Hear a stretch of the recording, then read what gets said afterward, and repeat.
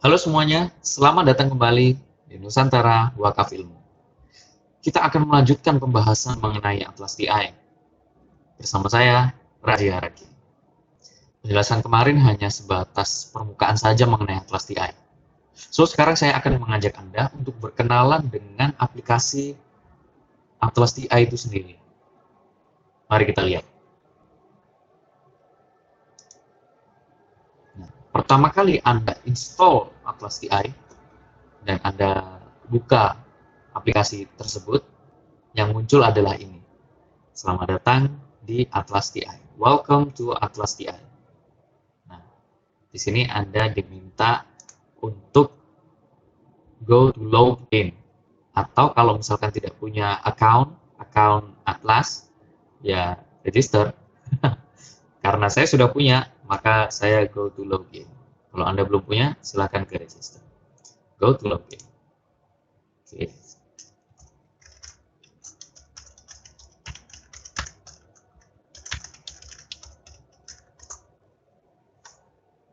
Login.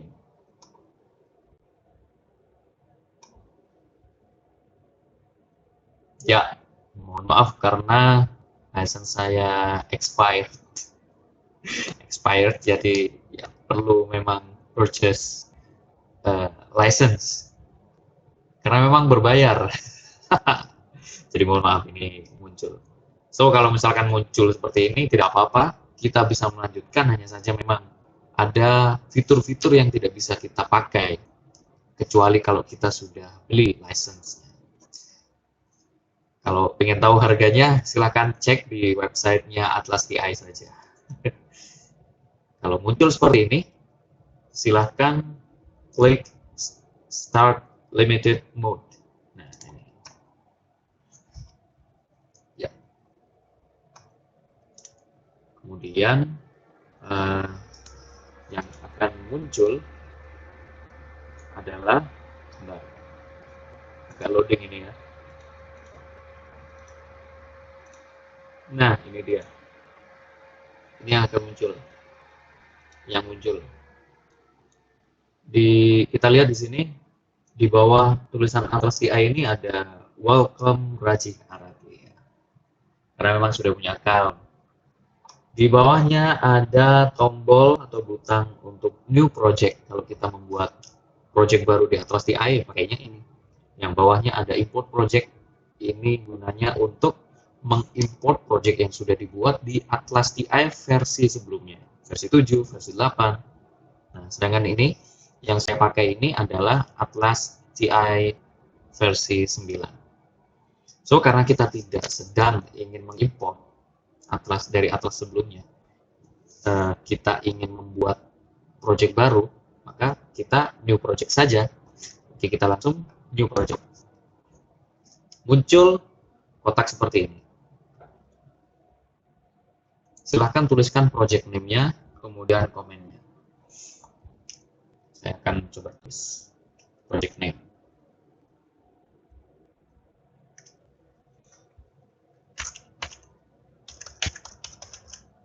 Pemimpinan di pesantren. Wah. Oke, komennya. Ini adalah penelitian tentang kita tambahin ini aja, fenomenologi wase, tentang konseptualisasi kepemimpinan di pesantren.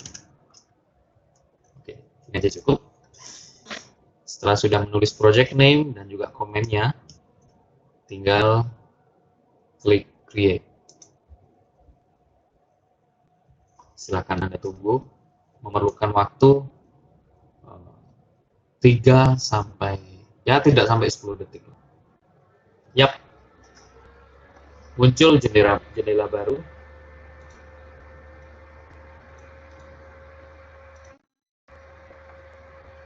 Inilah jendela baru. Ya, inilah softwarenya, inilah aplikasi apps-nya Atlas TI. Begini nih bentuknya nih. Nah, di dalam Atlas TI ini seperti halnya Microsoft Word, ada Microsoft Excel, Microsoft Access, apalagi ya Microsoft Office yang lain. Pasti kalau membuat project baru, tentu ya yang kita lihat ada alat-alatnya tuh. Seperti halnya Microsoft Office, Atlas TI juga seperti itu. Bahkan user interface-nya sudah disamakan dengan Microsoft Office. Nih, ada tab-tab seperti ini.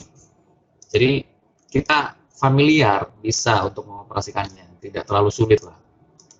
Ini file ini seperti Microsoft Office kan, Microsoft Office versi terbaru.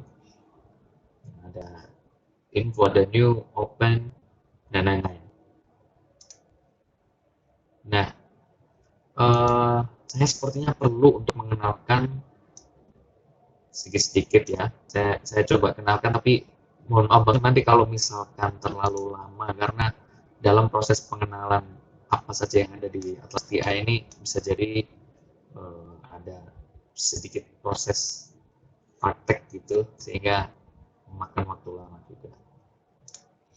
Oke, di Atlas TI ini ada banyak tab. Kita ke tab home dulu ya.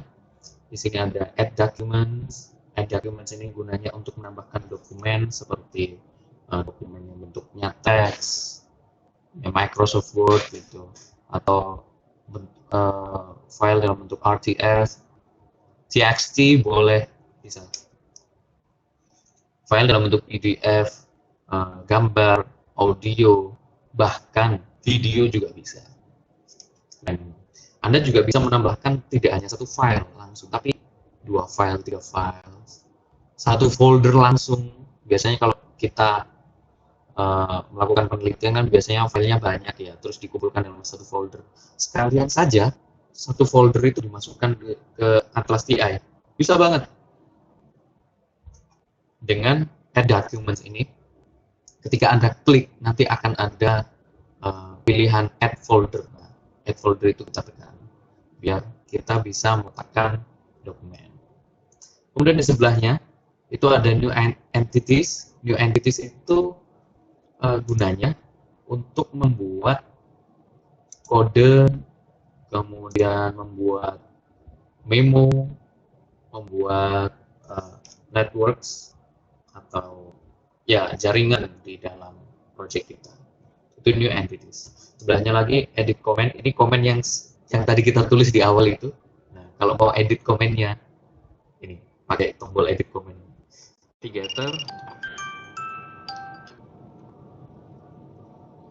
Navigator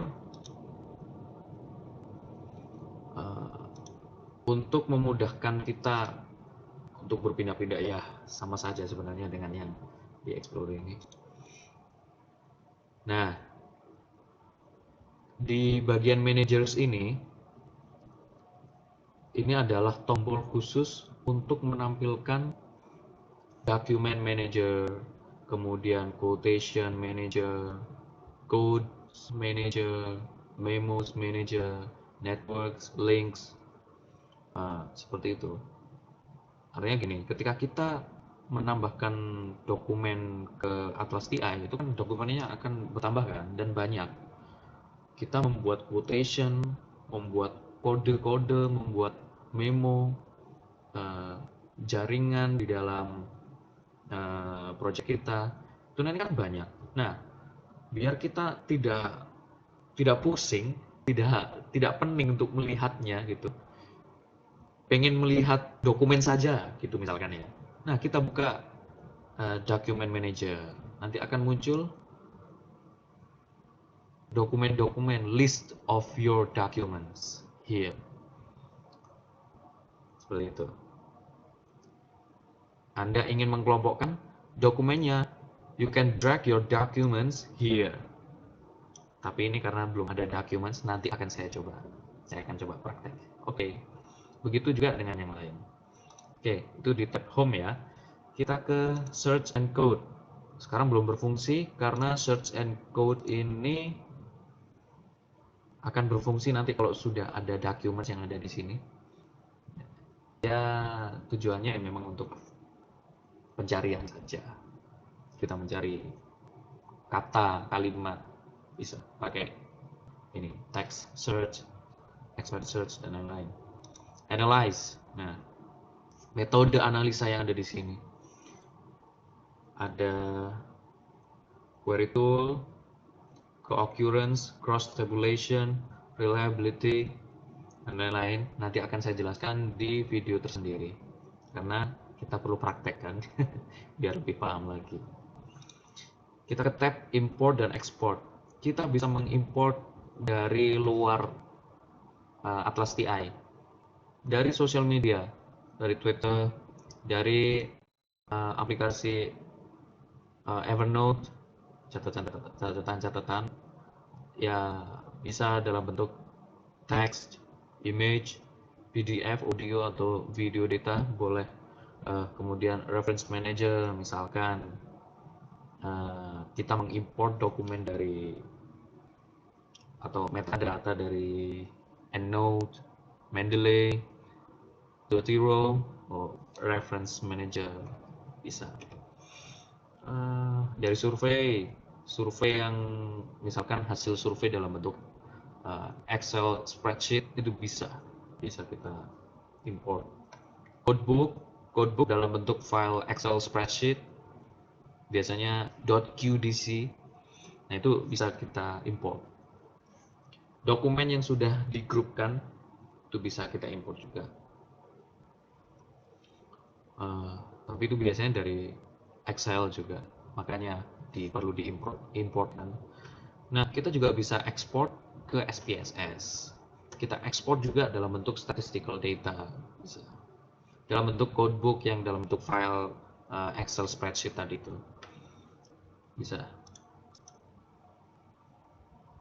Toolnya juga banyak, misalkan kita akan menemukan ingin menemukan coding yang redundant, bisa mencari project juga boleh, manage user juga bisa. Ini ada toolsnya gitu. Itu sekilas. Saya coba praktek menambahkan dokumen ya. Coba. Ini sebetulnya ketika Anda klik tab home kemudian ke menu add documents, akan muncul list, drop down list. Tapi masalahnya window capture yang saya pakai ini sedang ada gangguan, makanya tidak muncul gitu. Jadi mohon maaf. Nah, akan ada pilihan seperti add file, add folder contents, add linked video or audio, add new text document, add new geo document. Geo apa geo ya? Saya masih bingung cara bacanya. Oke. Nah, yang geo tadi itu file map itu bisa kita masukin, bisa kita masukkan ke project kita di Atlas DI. Keren memang. Kita coba tambah satu dokumen ya.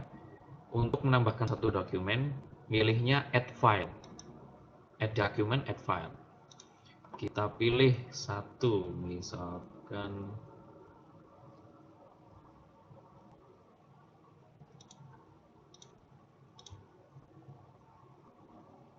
nah ini, saya sudah pilih satu, masuklah satu dokumen. Iya, ini adalah dokumen yang sudah saya masukkan.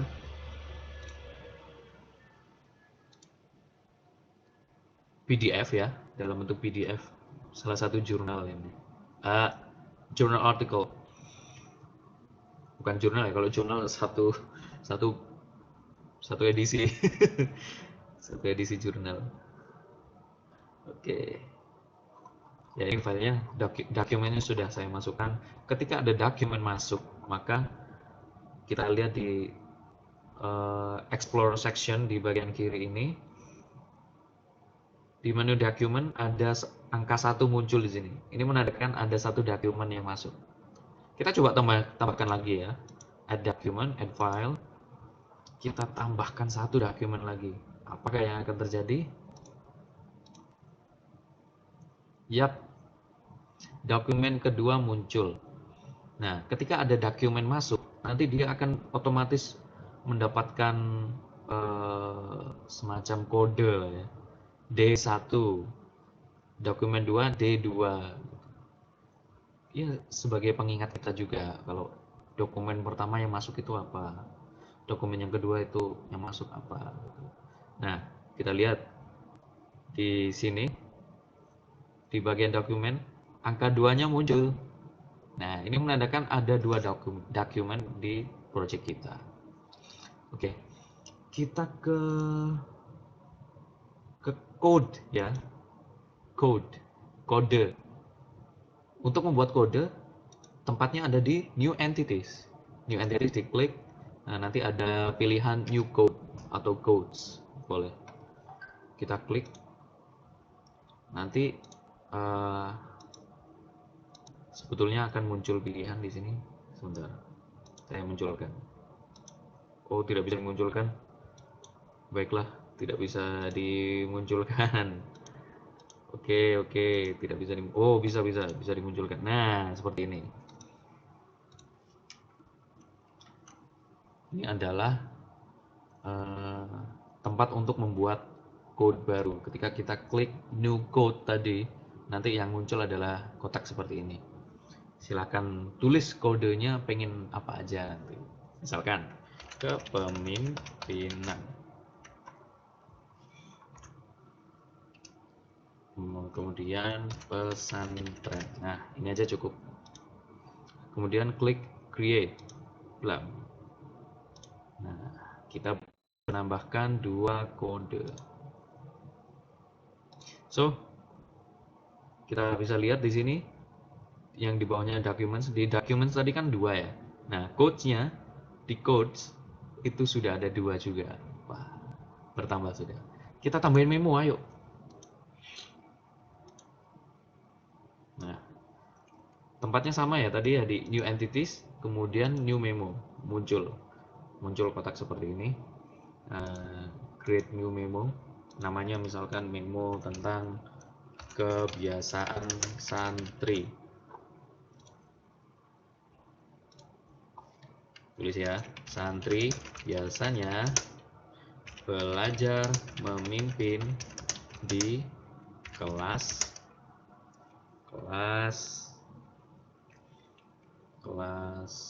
sebenarnya ya kita buatlah kelas 1 SMA, kelas 4 ya, kelas 4 atau setara dengan 1 SMA. Nah, misalkan seperti ini aja.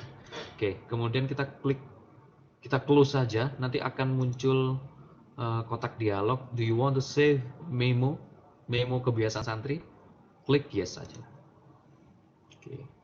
So kita sudah punya satu memo. Oke. Kita close saja ini ya dokumennya. Mari kita coba di managers. Kita ke document managers.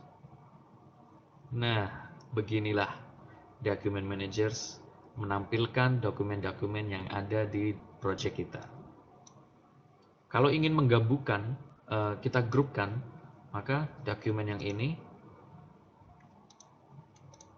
ini sambil tekan shift di keyboard, kemudian klik yang satunya lagi, kita drag ke sini. Nah, automatically akan menampilkan menu untuk membuat dokumen group yang baru. Misalkan dokumen penyokong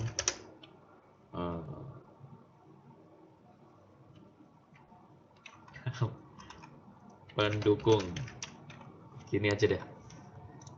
Oke. Yap, kita sudah punya document group. Satu tapi masih satu. Nanti seiring bertambahnya waktu, berlalunya waktu, bertambahnya dokumen, semuanya itu akan semakin banyak dan Anda akan semakin banyak mengelompokkan dokumen-dokumen di sini. Gitu. Ya, itu dokumen ya.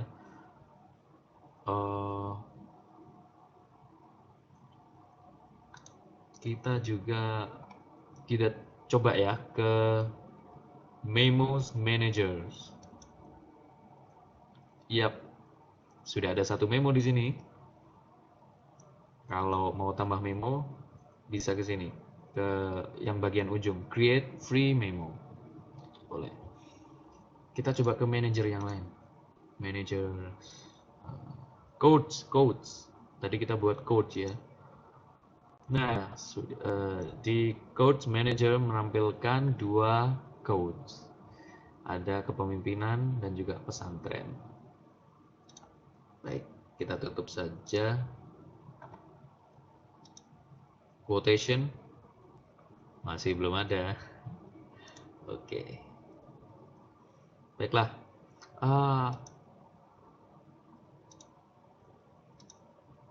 Ya, sepertinya itu perkenalan singkatnya mengenai Atlas DI. Paling tidak Anda punya sedikit gambaran lah seperti apa Atlas DI. Anda sudah tahu bagaimana cara menambahkan dokumen, membuat kode atau codes, membuat memo juga. Di kesempatan berikutnya, saya akan menjelaskan dan berpraktek secara langsung menambahkan dokumen yang sudah saya persiapkan, dan juga melakukan quotation, memberikan kode, dan lain-lain. Dan pada akhirnya menuju ke proses analisa. Itu saja. Terima kasih karena sudah memperhatikan dan sudah menonton video ini. Jangan lupa di like, diberikan komentar. Tentu komentar yang positif dan membangun.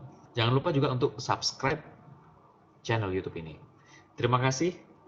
Sampai jumpa di episode selanjutnya dalam pembahasan Atlas DI. Sampai jumpa.